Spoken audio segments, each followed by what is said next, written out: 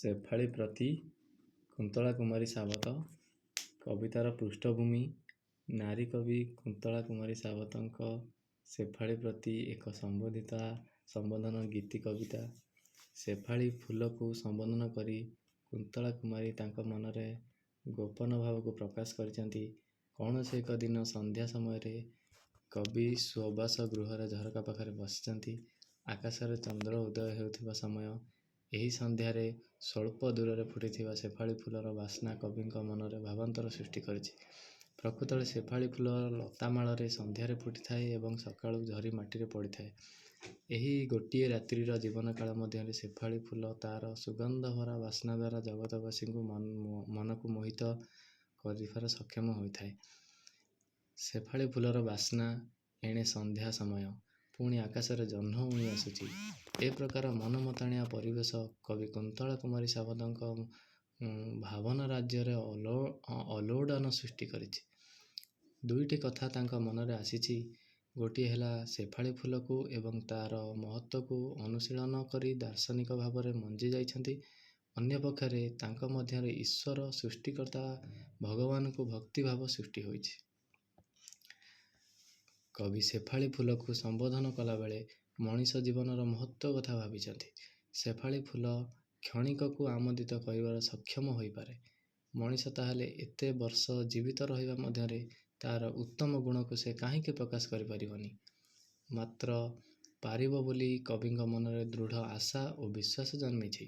ଶେଫାଳୀ ଫୁଲ ସହିତ ମଣିଷ ଜୀବନକୁ ତୁଳନା କରି କବି ଜଗତବାସୀଙ୍କୁ ଏକ ମୂଲ୍ୟବାନ ବାର୍ତ୍ତା ଦେଇଛନ୍ତି ଯେ ମଣିଷ ନିଜକୁ ନିରାଶ ହତାଶ ମଧ୍ୟକୁ ନିଜକୁ ଠେଲି ଦେଇ କଷ୍ଟ ଯନ୍ତ୍ରଣା ପାଇବା ଉଚିତ ନୁହେଁ। ଶେଫାଳୀ ଫୁଲର ଆଦର୍ଶ ଆମକୁ ନିରୀକ୍ଷଣ କରିବା ସେ ଏହି କବିତା ମାଧ୍ୟମରେ ପରାମର୍ଶ ଦେଇଛନ୍ତି। ଈଶ୍ୱର ବା ସୃଷ୍ଟିକର୍ତ୍ତା ଭଗବାନଙ୍କ ପ୍ରତି ଆମେ ଭକ୍ତି ଓ ବିଶ୍ୱାସ ରଖିବା ଉଚିତ, କାରଣ ସେ ଏ ଜଗତର ସ୍ରଷ୍ଟା। ଶେଫାଳୀ ଗୀତ ଆସିଗଲା। ଶେଫାଳୀ କେଉଁ ଦୂର ତରୁବରେ ଫୁଟିଅଛୁ ଗୋପନେ, ଭୁରୁ ଭୁରୁ ଗନ୍ଧ ତୋର ଭାସି ଆସେ ପବନେ। ବାତାୟନ ପାଶେ ବସି ଚାହେଁ ନବୋଦିତ ଶଶୀ, ହସି ହସି ସତେ ଉଇଁ ଆସେ ଦୂର ଗଗନେ। ଭାବାବେଶେ ମୁଗ୍ଧ ହୋଇ ମୁଁ କି ମଞ୍ଜି ଅଛି ସପନେ, ଭାବରାଜ୍ୟେ ବୁଲେ ସତେ ହଜି ଯାଇଅଛି ଚେତନା।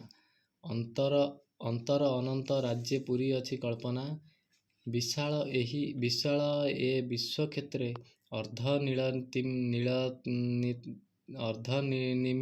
ନିମୀଳିତା ନେତ୍ରେ। ଦେଖେ ସତେ ଶୋଭାରାଶି ପଡ଼ୁଅଛି ଉଝୁଳି, ତହିଁ ସୁଧା ଢାଳୁ କିରେ ଗନ୍ଧେ ଗଙ୍ଗ ଶିଉଳି। ଶାରଦ ବୀଣାନ୍ତେ ବସି ବାତାୟନ ପାଶରେ, ବୁଡ଼ି ଅଛି ମନ ମୋର ଏ କିବା ପ୍ରେମ ରସରେ।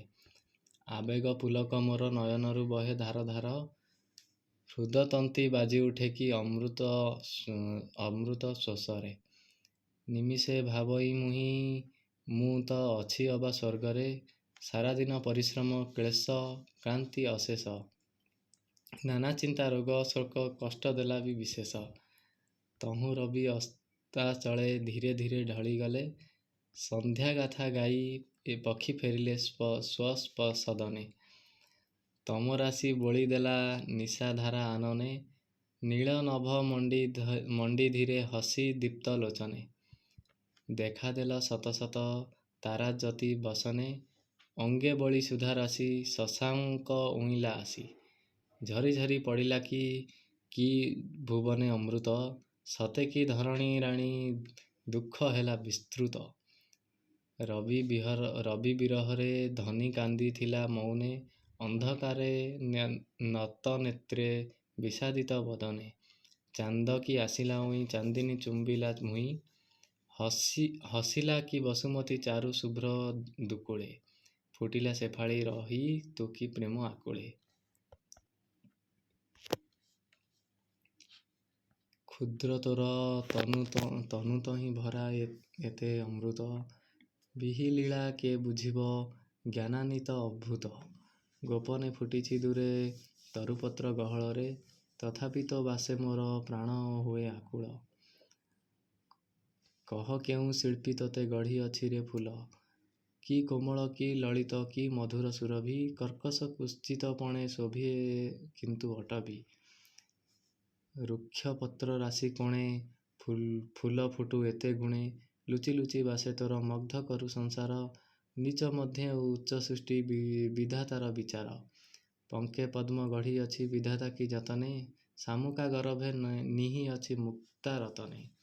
କଳା ମେଘ କଳେବରେ ସୌଦାମିନୀ ଶୋଭା ଧରେ, କଳ କୋକିଳ କଣ୍ଠରେ ପୁରୀ ଅଛି ପୀୟୁଷ। ତୁଚ୍ଛ ଭବେ ନୁହେଁ କିଛି କ୍ଷୁଦ୍ର ତୋର ସଦୃଶ,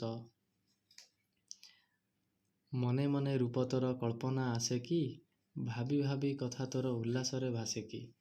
ଏକ ରାତ୍ରି ପାଇଁ ଫୁଟି ସୁବାସେ ଯାଉଛୁ ଲୋଟି, କ୍ଷୁଦ୍ର ତୋର ଜୀବନରେ ସୁମହତ ବିକାଶ। କ୍ଷୁଦ୍ର ବୋଲି ମୁହିଁ କିମ୍ପା ହୋଇବିରେ ନିରାଶ,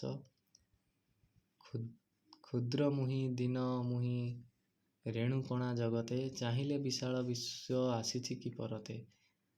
କ୍ଷୁଦ୍ର ହେଲେ ସୁଦ୍ଧା ମୁହିଁ ଅକାରଣେ ଜନ୍ମି ନାହିଁ, ଅନନ୍ତ ବିନାଶ ମୋର ଲେଖା ନାହିଁ କପାଳେ, ଏକ ରାତି ପାଇଁ ଫୁଟି ଝଡ଼ିଯିବି ସକାଳେ। ନିତି ପ୍ରାତେ ଦେଖି ପଡ଼ିଅଛୁ ତରୁ ମୂଳରେ, ଢଳ ଢଳ ହିମ ବିନ୍ଦୁ ଶୋଭେ ଶୁଭ୍ର ଦଳରେ। ସ୍ଫଟିକ ପ୍ରବାଳ ପରା ଗଠିତେ ତୋ ତନୁ ତୋରା, ମନୋନ୍ନଦକର ତହିଁ ପୁରୀ ଅଛି ସୁବାସ, କି କୋମଳ କି ମୋହନ କି ଲଳିତ ବିକାଶ। କି ଯତନେ ଆହୁରି ମୁଁ ଗୁନ୍ଥେ ମାଳା ଆଦରେ, ପୁଲକିତ ପ୍ରେମ ସ୍ପର୍ଶେ ଦୋଳାଏ ମୋ କଣ୍ଠରେ। ଧୀରେ ପରଶି ଅଧରେ କେତେ ମୁଁ ତୋର ଆଦରେ, କି ବୁଝିବୁ ପ୍ରାଣହୀନ ଆକୁଳତା ମୋହର, କେତେ ପ୍ରେମ କରେ ତୋତେ ଗୋପନେ ମୋ ଅନ୍ତର। ସେଫାଳି କହ ତୋ ଆଗରେ ସବୁ ତୁ କି ବନ୍ଧୁ ଜୀବିତ, ହେଲେ ମୋ ହୃଦୟ ଶତ ବେଦନାରେ ବ୍ୟଥିତ। ଆପଣା ମନେ ମୁଁ ଭାସେ ତୋତେ ଶୁଣାଇବା ଆସେ, ଶୁଣୁ କି ନ ଶୁଣୁ ଏହା ଜାଣୁ ତୁହି ସୁମନ, ବୁଝୁ କି ନ ବୁଝୁ ମୋର ଶତ ପ୍ରୀତି ବଚନ। ସେଫାଳି କହି କହି କିନ୍ତୁ ମୁହିଁ ଲଭେ ପ୍ରାଣେ ଆରାମ, ତୋ ବୁଝିବା ନ ବୁଝିବା ମୋର ପକ୍ଷେ ସମାନ। କହୁଥିବି ଦିବାରାତି ପ୍ରାଣେ ତ ଲିଭିବି ଶାନ୍ତି, ତୋ ଉଦ୍ଦେଶ୍ୟରେ ଆରେ ଫୁଲ ମୋ ପ୍ରାଣର ଏ ବଥା, ତୁ ନ ଶୁଣୁ ଆଉ ଜଣେ ଶୁଣିବ ତ ମୋ ମନ କଥା। ସେଫାଳି ମୋ ଜୀବନ ଶେଷକାଳେ ପଡ଼ିବି ତ ମୁଁ ଝରି, ତୋଳି ନେବ ନାହିଁ କି ସେ ମୋତେ ଯତ୍ନେ ଆହୁରି। ମୋର ଆତ୍ମା ଫୁଲ ଚାରୁ ଚରଣେ ଦଳିବା ଠାରୁ, ତାର ପ୍ରିୟ ନିକେତନ ସଜାଇବ ନେଇ ସେ, ତୋଷିବ ପ୍ରାଣଟି ମୋର ଯେତେ ପ୍ରେମ ଦେଇ ସେ। ତୋହ ପରି କ୍ଷୁଦ୍ର ମୁହିଁ ତୋହ ପରି କ୍ଷଣିକ, ହସେ ବାସେ ରସେ ମାତ୍ର ଫୁଟି ଅଛି ଘଡ଼ିକ। ମାଟିରେ ମିଶିବୁ ତୁହି ମାଟିରେ ମିଶିବି ମୁହିଁ, ତଥାପି ମୋ ଆତ୍ମା ଫୁଲ ନ ଯିବରେ ମଉଳି, ତେଣୁ ଆଶା ବହି ଦିନ କାଟେ ଗଙ୍ଗ ଶିଉଳି।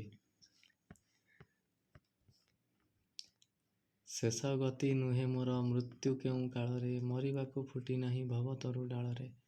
ଅଛି ରମ୍ୟ ଉପବନ ଯହିଁ ଫୁଟି ଚିରଦିନ, ଅନନ୍ତ ଅମୃତ ପ୍ରେମ ସୁଧାମୟ ସୁବାସେ, ମୋହିତ ମୋ ପ୍ରାଣପ୍ରିୟ ଦେବତାଙ୍କ ଉଲ୍ଲାସେ। ମୃଣ୍ମୟ ଶରୀର ତୋର ଏତେ ଚାରୁ ଶୋଭିତ, ନ ଜାଣି ମୋ ଆତ୍ମା ଫୁଲି କି ସୌନ୍ଦର୍ଯ୍ୟ ଚିତ୍ରିତ। ତୁ ଯଦି ମୋ ନେତ୍ର ପ୍ରିୟ, ତାଙ୍କ ନେତ୍ରେ ହେବି ହେୟ, ମୁଁ କି କେଉଁ କାଳେ ମୋର ନ ହୁଏ ତ ବିଶ୍ୱାସ, ଫୁଟିବି ମୁଁ ଚିରଦିନ ନ ହେବ ମୋ ବିନାଶ। କବିତାର ସାରାଂଶ।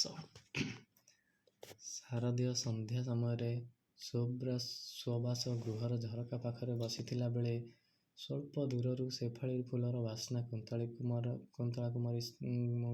କୁନ୍ତଳା କୁମାରୀଙ୍କ ବିମୋହିତ ହୋଇ ପଡ଼ିଛନ୍ତି। ତାଙ୍କ ମନରେ ଅନେକ ଭାବନା ସୃଷ୍ଟି ହୋଇଛି, ତେଣୁ ସେ ସେଫାଳି ଫୁଲକୁ ସମ୍ବୋଧନ କରିବା ଛଳରେ ସ୍ୱ ମନୋଭାବକୁ ବ୍ୟକ୍ତ କରିଛନ୍ତି ଆବେଗଭରା କଣ୍ଠରେ। ସେଫାଳି ଫୁଲର ବାସ୍ନା ତାଙ୍କୁ ଏଭଳି ଭାବରେ ଆମୋଦିତ କରିଛି ଯେ, ସେ ସାଧାରଣ ଭାବରାଜ୍ୟରୁ ଅନ୍ୟ ଏକ ଭାବରାଜ୍ୟକୁ ଚାଲି ଯାଇଛନ୍ତି। ଶେଫାଳି ଫୁଲର ବାସ୍ନା କବିଙ୍କ ମନରେ ଈଶ୍ୱରଙ୍କ ପ୍ରତି ଭକ୍ତିଭାବ ଉଦ୍ରେକ କରିବାରେ ମଧ୍ୟ ସହାୟକ ହୋଇଛି। ସେ ଭାବନା ମଧ୍ୟରେ ସେ ସ୍ୱର୍ଗୀୟ ଅନୁଭବ ପାଇଛନ୍ତି। ସନ୍ଧ୍ୟା ଆଗମନରେ ସୂର୍ଯ୍ୟ ପଶ୍ଚିମ ଆକାଶରେ ଅସ୍ତ ହୋଇଯାଉଛନ୍ତି। ପକ୍ଷୀମାନେ ଗୀତ ଗାଇ ଗାଇ ବସାକୁ ଫେରୁଛନ୍ତି। ଆକାଶରେ ଗୋଟିଏ ପରେ ଗୋଟିଏ ତାରା ଦେଖାଯାଉଛନ୍ତି। ଚନ୍ଦ୍ର ଉଇଁ ଆସିଲା ପରେ ପୃଥିବୀ ସାରା ଚନ୍ଦ୍ର କିରଣ ବିଚ୍ଛୁରିତ ହୋଇଯାଇଛି। ଏହି ସମୟରେ ଶେଫାଳି ଫୁଲ ଫୁଟି ପ୍ରକୃତିକୁ ଆହୁରି ଶୋଭାମୟୀ କରୁଛନ୍ତି ବୋଲି କବି ଭାବିଛନ୍ତି। କବି ଶେଫାଳି ଫୁଲର ମହତ୍ତ୍ୱକୁ ଉଲ୍ଲେଖ କରି କହୁଛନ୍ତି ଯେ ପତ୍ର ମହକରେ ଫୁଟିଥିଲେ ମଧ୍ୟ ସୁବାସରେ ଜଗତବାସୀ ମୁଗ୍ଧ ହୋଇଯାଆନ୍ତି। ପଙ୍କରେ ପଦ୍ମ ଏବଂ ଶାମୁକା ଗର୍ଭରେ ମୁକ୍ତା ଯେପରି ଥାଏ, ସେହିପରି ଜଗତବାସୀଙ୍କ ଲକ୍ଷ୍ୟରେ ଶେଫାଳି ଫୁଲ ଫୁଟିଲେ ମଧ୍ୟ ତାହାର ମହକ ଫୁଟିଉଠେ। କ୍ଷଣିକ ସମୟ ମଧ୍ୟର ଶେଫାଳି ଫୁଲ ତାର ଏତେ ଗୁଡ଼ିଏ ମହାନତା ପ୍ରକାଶ କରିବାକୁ ସକ୍ଷମ ହେଉଥିବା ଅନୁଭବ କରି କୁନ୍ତଳା କୁମାରୀ ଅନୁପ୍ରାଣିତ ହୋଇ ଭାବୁଛନ୍ତି, ଜଗତକର୍ତ୍ତାଙ୍କ ସୃଷ୍ଟିରେ ଶେଫାଳି ଫୁଲ ପରି ସେ କ୍ଷୁଦ୍ର ହେଲେ ମଧ୍ୟ ଭଗବାନଙ୍କ ସୃଷ୍ଟିରେ ସଫଳତା ଆଣିବାରେ ସହାୟକ ହେବେ ଏବଂ ଈଶ୍ୱରଙ୍କ ଇଚ୍ଛା ପୂରଣ କରିବେ। ଶେଫାଳି ଫୁଲକୁ ସମ୍ବୋଧନ କରି କବି ନିଜର ଈଶ୍ୱରଙ୍କ ପ୍ରତି ଭକ୍ତି ଅନୁରାଗକୁ ଆବେଗଭରା କଣ୍ଠରେ ପ୍ରକାଶ କରିଛନ୍ତି। ତାଙ୍କ ମନରେ ଗଭୀର ଆଶା ବିଶ୍ୱାସ ଜନ୍ମିଛି। ତାଙ୍କ ଦୃଷ୍ଟିରେ ସେ କେବଳ ଏ ସଂସାରକୁ ମରିବାକୁ ଆସିନାହାନ୍ତି, ବରଂ ଭଗବାନଙ୍କ ପଦାରବିନ୍ଦରେ ଭକ୍ତିଙ୍କ ନୈବେଦ୍ୟ ଅର୍ପଣ କରି ପରମ ଆନନ୍ଦ ଲାଭ କରିବେ।